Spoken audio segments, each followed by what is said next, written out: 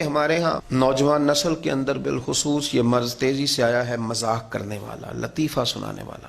اور اب وہ جو کہ پرموٹ ہوا ہے تو بعض بڑی عمر کے لوگوں میں بھی اس بیماری نے جڑیں پکڑ لی ہیں۔ ہر لطیفہ سنانے کا نہیں ہوتا، ہر بات بتانے کی نہیں ہوتی، ہر جگہ آپ کا رویہ اس طرح کا نہیں ہونا چاہیے کہ جو آپ کے منہ میں سمجھ میں آیا وہ آپ نے کہہ دیا، وہ جھوٹ ہو وہ سچ ہو۔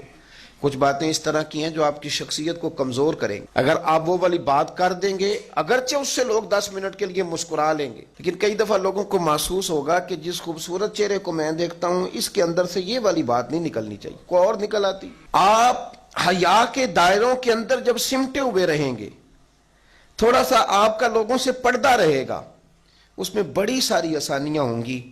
میں نے تو یہ دیکھا ہے کہ جہاں لوگوں نے بے تکلفی زیادہ کر لی، مذاق زیادہ ہوئے، وہاں نفرتوں نے جنم لینا شروع کیا۔ مذاق میں غصہ اتنا زیادہ بنا کہ پھر وہ باتیں ٹوٹ گئیں، پھر وہ تعلقات خراب ہو گئے۔ اگر تھوڑا پردہ رہے، تھوڑی شرم و حیا رہے۔ میرے نبی پاک صلی اللہ علیہ وسلم کا جو دین ہے نا، وہ ڈھکا چھپا نہیں، وہ دین مبین ہے۔ وَمَا عَلَيْنَا إِلَّا الْبَلَاغُ الْمُبِينُ، یعنی بیان کرنا ہے تو کوئی چیز چھپانی نہیں، صحیح کھول کے بیان کیا حضور نے دین کو، یعنی ہر چیز آپ کو بتائی۔ دین نے آپ کو رشتہ پسند کرنے کا طریقہ بھی بتایا، اور نکاح کس طرح ہونا ہے وہ بھی بتایا، اور ولیمہ سنت ہے یہ بھی بتایا، اور میاں بیوی کے جو حقوق ہیں اور ان کی خلوت کے جو معاملات ہیں وہاں تک رہنمائی کی۔ یعنی ایک چیز اتنی کھول کے بتائی گئی، لیکن اس پر حد بندی کا یہ حال ہے کہ سیدہ عائشہ صدیقہ رضی اللہ تعالیٰ عنہ فرماتی ہیں کہ عرب کی کنواری لڑکیاں بڑی حیا والی ہوتی تھیں، عرب کی کنواری پردہ نشین لڑکیاں بڑی حیا والی ہوتی تھیں، بڑی مشکل سے ان سے کوئی بندہ بات نکلواتا تھا۔ باقی لوگ کہا کرتے تھے کہ تو عرب کی کنواری لڑکیوں کی طرح شرمیلا ہو گیا ہے، لیکن سیدہ عائشہ فرماتی ہیں مدینے والے محبوب کو میں نے دیکھا، اور یہ گواہی کون دے رہی ہے؟ بیوی، یعنی جو زوجہ ہوتی ہے اس کے ساتھ انسان بہت ساری جگہوں پہ بے تکلف ہوتا ہے، وہ ایک دوسرے کا لباس ہے، لیکن سیدہ پاک فرماتی ہیں کہ میں نے نبی پاک کو عرب کی پردہ نشین کنواری لڑکیوں سے بھی زیادہ حیا کرنے والا دیکھا ہے۔ اتنی حیا، ایک دفعہ کچھ عورتیں مسئلہ پوچھنے آ گئیں۔ ہمارے ہاں کچھ لوگ کہتے ہیں شرع میں شرم کوئی نہیں، تو کیا شرع بے شرم ہوتی ہے؟ یہ کیا بات کی آپ لفظوں کے حدود کو اور لفظوں کو پردہ ڈال کے بھی بہت ساری باتیں آپ پوچھ سکتے ہیں۔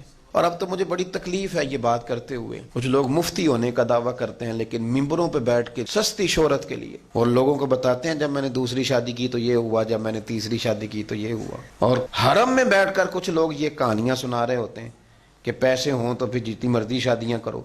یعنی آپ قوم کے اندر بے حیائی کی باتیں کر رہے ہیں اور ممبر و محراب سے کر رہے ہیں اور سستی شہرت کے لیے کر رہے ہیں، صرف یہ کہ آپ کے فالوور زیادہ ہو جائیں گے، ذرا نوجوان نسل آپ کو زیادہ دیکھے گی۔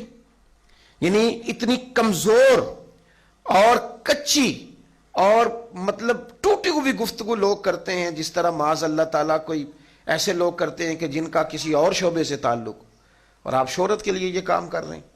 یہ نوجوان سنتے ہیں جی، کہتے ہیں مولوی بڑا شغل کرتا ہے، یہ شغل کی جگہ ہے۔ رسول کریم صلی اللہ علیہ وسلم کی بارگاہ میں کچھ عورتیں مسئلہ پوچھنے آئیں، نبی پاک کی ذمہ لگایا میرے رب کریم نے، حضور نے کھول کے دین بتانا ہے، لیکن رسول پاک سے جب انہوں نے کچھ ایسے مسائل پوچھے جو عورت کی پاکی پلیدی سے متعلقہ تھے تو سیدہ عائشہ صدیقہ کہتی ہیں حضور جواب دے رہے تھے، اور نبی کا درجہ امت کے لیے باپ کا درجہ ہے، باپ کا درجہ ہے۔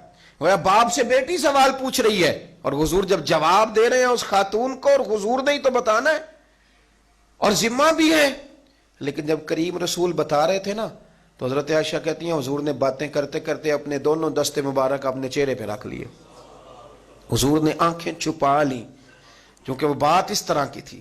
یہاں تو حال ہی کوئی نہیں، یعنی دو دوست مل کے بیٹھے ہیں تو وہ معاذ اللہ ایک دوسرے کو اس طرح کی غلط گالیاں دے رہے ہیں، کہتے نہیں ہم فرینک ہیں۔ یہ بے تکلفی نہیں، یہ بے حیائی ہے، یہ آپ نے شرم و حیا کو اتار دیا ہے۔